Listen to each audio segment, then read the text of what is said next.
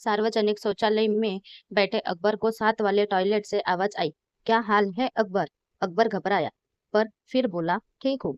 आवाज आई, क्या कर रहे हो? ये बोला, तुम्हारी तरह बैठा हुआ हूँ। आवाज आई, मैं आ जाऊं अभी तुम्हारे पास? अकबर बहुत घबराया सा बोला, नहीं। आवाज आई, यार मैं तुमको बाद में कॉल करता हूँ। पता नहीं कौन बदतमीज दूसरे टॉयलेट से मेरी हर बात का जवाब दे रहा है। एक बार बादशाह अकबर अपने दो बेटों के साथ नदी के किनारे गए। साथ में बीरबल भी थे। दोनों बेटों ने अपने कपड़े उतारे और नदी में नहाने उतर गए। बीरबल को उन्होंने अपने कपड़ों की रखवाली करने के लिए कहा। बीरबल नदी किनारे बैठकर उन दोनों के आने का इंतजार करने लगे।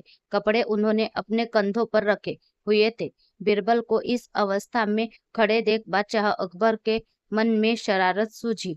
उन्होंने बीरबल को कहा, बीरबल, तुम्हें देखकर ऐसा लग रहा है जैसे धोबी का गधा कपड़े लाद कर खड़ा हो। बीरबल ने झट से जवाब दिया, महाराज, धोबी के गधे के पास केवल एक गधे का ही बोझ होता है, किंतु मेरे पास तो तीन तीन गधों का बोझ है। बीरबल के मुंह से जवाब सुनकर बादशाह अकबर निरुत्तर हो गए। एक दिन बादशाह अकबर ने कागज पर पेंसिल से एक लंबी लकीर खींची और बीरबल को बुलाकर कहा, बीरबल, कुछ ऐसा करो कि न तो यह लकीर घटाई जाए और न ही मिटाई जाए, लेकिन छोटी हो जाए। बीरबल ने फौरन उस लकीर के नीचे एक दूसरी लकीर पहली से बड़ी खींच दी। बीरबल बोले, अब आपकी लकीर इससे छोटी हो गई।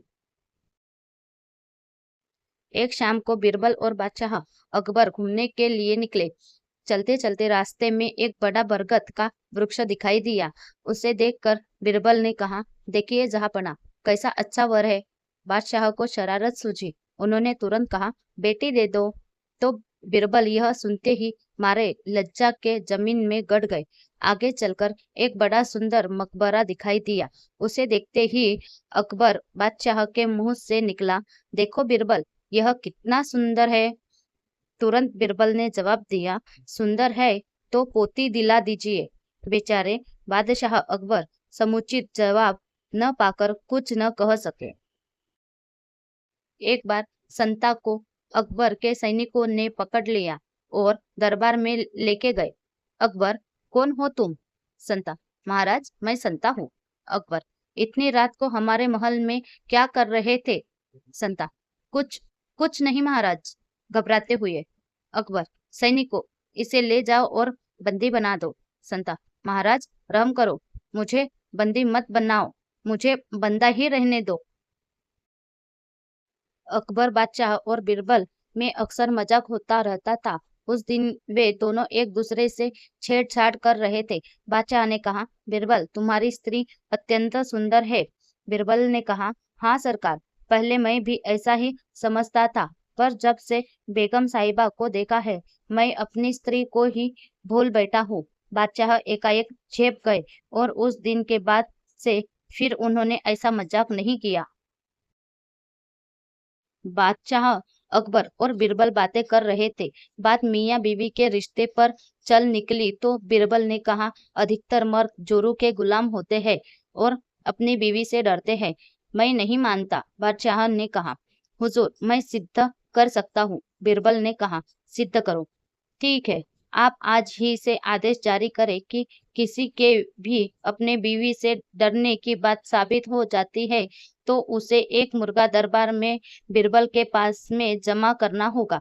बादशाह ने आदेश जारी कर दिया। कुछ ही दिनों में बीरबल के पास ढेरों मुर्गे जमा हो गए।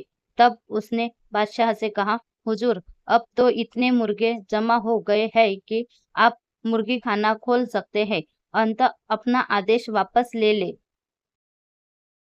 एक रात सोते समय बादशाह अकबर ने यह अजीब सपना देखा कि केवल एक छोड़कर उनके बाकी सभी दांत गिर गए हैं। फिर अगले दिन उन्होंने देश भर के विख्यात ज्योतिषों व नुजूमियों को बुला भेजा और उन्हें अपने सपने के बारे में बताकर उसका मतलब जानना चाहा। सभी ने आपस में विचार विमर्श किया और एक मत होकर बादशाह से कहा, जहांपना, इसका अर्थ यह है कि आपके सारे नाते रिश्तेदार आपसे पहले ही मर जाएंगे। यह सुनकर अकबर को बेहद क्रोध हो गया और उन्होंने सभी ज्योतिषियों को दरबार से चले जाने को कहा। उनके जाने के बाद बादशाह ने बीरबल से अपने सपने का मतलब बताने को कहा। कुछ देर तक तो बीरबल सोच में डूबा रहा, फिर बोला, हुजूर, आपके सपने का मतलब तो बहुत ही शुभ है। इसका अर्थ है कि अपने नाते रिश्तेदारों के बीच आप ही सबसे अधिक समय तक जीवित रहेंगे। बीरबल की बात सुनकर बादशाह बेहद प्रसन्न हुए। बीरबल ने भी वही कहा था जो ज्योतिषियों ने, लेकिन कहने में अंतर था। बादशाह ने बीरबल को इनाम देकर विदा किया। एक दिन बीरबल बाग में टहलते हुए सुबह की ताजा हवा का आनंद ले रहा था कि अचानक एक आदमी उसके पास आकर बोला, क्या तुम मुझे बता सकते हो कि बीरबल कहाँ मिलेगा? बाग में, बीरबल बोला। वह आदमी थोड़ा सकपकाया, लेकिन फिर संभल कर बोला, वह कहाँ रहता है? अपने घर में, बीरबल ने उत्तर दिया। हैरान परेशान आदमी ने फिर पूछा, तुम मुझे उसका पूरा पता ठिकाना क्यों नहीं बता देते? क्योंकि तुमने पूछा ही नहीं, बीरबल ने ऊंचे स्वर में कहा। क्या तुम नहीं जानते कि मैं क्या पूछना चाहता हूँ? उस आदमी ने फिर सवाल किया। नहीं, बीरबल का जवाब था। वह आदमी कुछ देर के लिए चुप हो गया। बीरबल का टहलना जारी था। उस आदमी ने सोचा कि मुझे इससे यह पूछना चाहिए कि क्या तुम बीरबल को जानते हो? वह फिर बीरबल के पास जा पहुंचा। बोला, बस मुझे केवल इतना बता दो कि क्या तुम बीरबल को जानते हो? एक दिन अकबर अपने मंत्री बीरबल के साथ अपने महल के बाग में घूम रहे थे। अकबर बागों में उड़ते कौवों को देखकर कुछ सोचने लगे और बीरबल से पूछा, क्यों क्यों बीरबल, हमारे राज्य में कितने कौवे होंगे?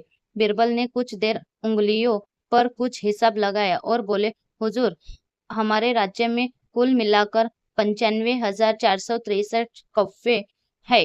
तुम इतना विश्वास से कैसे कह सकते हो? हुजूर, आप खुद गिन लीजिए, बीरबल बोले। अकबर को कुछ इसी प्रकार के जवाब का अंदेशा था। उन्होंने पूछा, बीरबल, यदि इससे कम हुए तो इसका मतलब है कि कुछ कौवे अपने रिश्तेदारों से मिलने दूसरे राज्यों में गए हों, और यदि ज्यादा हुए तो इसका मतलब यह है हुजूर कि कुछ कौवे अपने रिश्तेदारों से मिलने हमारे राज्य में आए हैं। बीरबल ने मुस्कुराकर जवाब दिया। अकबर एक बार फिर मुस्कुरा कर रह गए।